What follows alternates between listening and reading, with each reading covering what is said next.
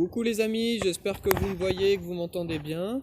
Donc voilà, c'était pour vous donner quelques nouvelles et puis je vais vous mettre de l'autre côté pour vous expliquer tout ça. Voilà. Alors, Alors, qu'est-ce qui s'est passé? Alors, j'ai plusieurs choses à vous dire. Donc déjà, on commence par la ferraille. J'en ai eu de la chère et de la pas chère. Alors, je sais plus vous dire quel bout est cher, quel bout est pas cher. Si, celui-là, j'avais payé ça là dans un magasin de bricolage. 15 balles la barre quasiment. Et parce qu'il n'y avait pas de ferrailleur autour. Et puis j'ai mon oncle qui m'a dit ah bah ouais, mais tu sais qu'à 1 heure il y a un ferrailleur. Donc lui il était allé, il m'a donné l'adresse, j'y suis allé. Et tout ce que vous voyez là, donc ça, plus deux tiges filetées, la plaque, des écrous qui sont là-dedans et des rondelles. J'en ai eu pour une 30aine d'euros. Donc vraiment pas cher quoi.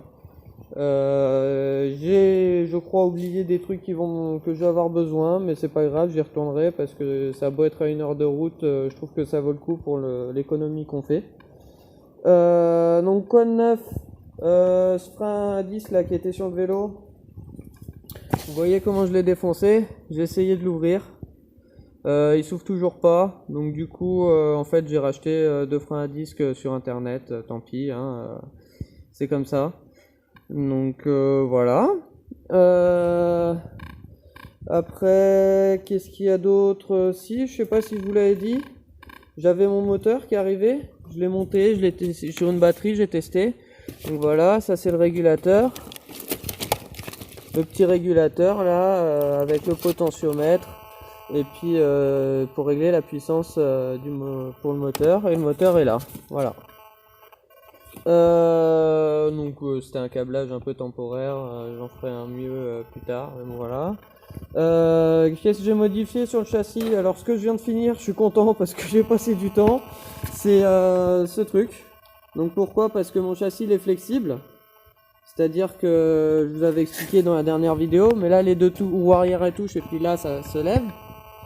Et vu que j'ai posé la caisse dessus, il y a bien un endroit où la caisse va se craquer si elle est fixée pareil des deux côtés. Donc pour l'avant, j'ai fait ce système là, voilà.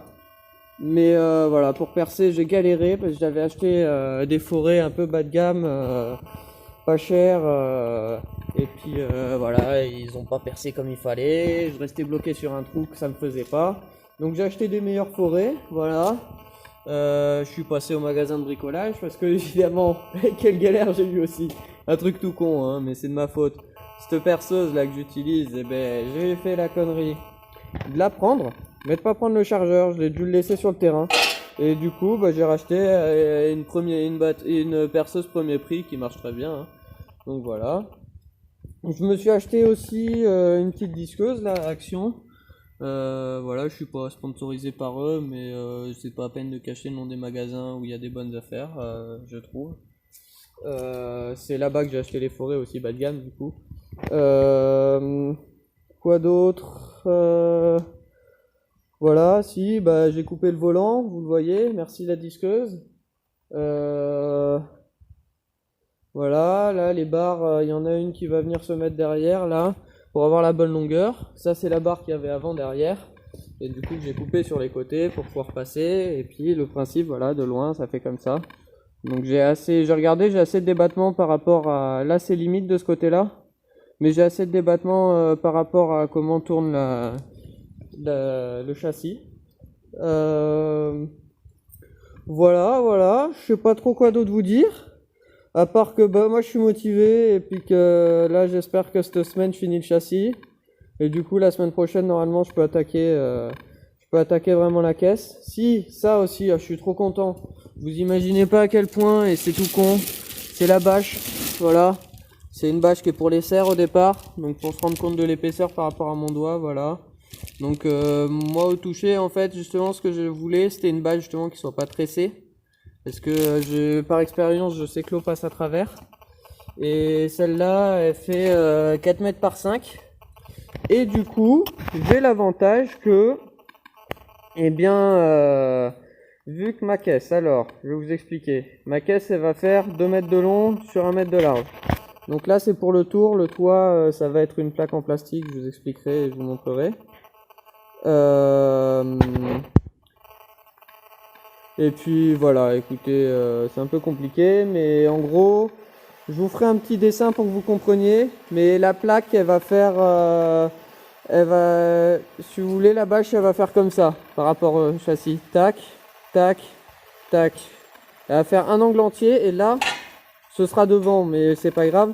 Là, je vais avoir un angle là où j'aurai mon poêle, où ça va être en tôle. Et je récupère une semi-moissonneuse batteuse pour faire ça, je vais vous montrer où elle est. Et puis je vais découper ça et je vais faire un angle du coup qui sera mieux isolé, où la bâche ne craindra pas la chaleur du poêle. Et puis mon poêle en même temps, et puis en même temps ma bâche ça me permet qu'avec 5 mètres je puisse faire le tour en faisant aussi les doublures pour que ce soit bien étanche. Voilà. Et ben écoutez, à plus. Je vous mets une petite séquence où je vous montre la trémie et puis voilà. Je vais faire un plan d'ensemble mais bon vous n'allez pas bien voir donc je zoome, voilà. Ça ressemble à ça. Et qu'est-ce que c'est du coup? C'est une trémie de moissonneuse batteuse. Donc si vous voulez, là elle est à l'envers. Ça fait comme un entonnoir, là il y a une vis sans fin qui arrive en bas, normalement là il est plus. Et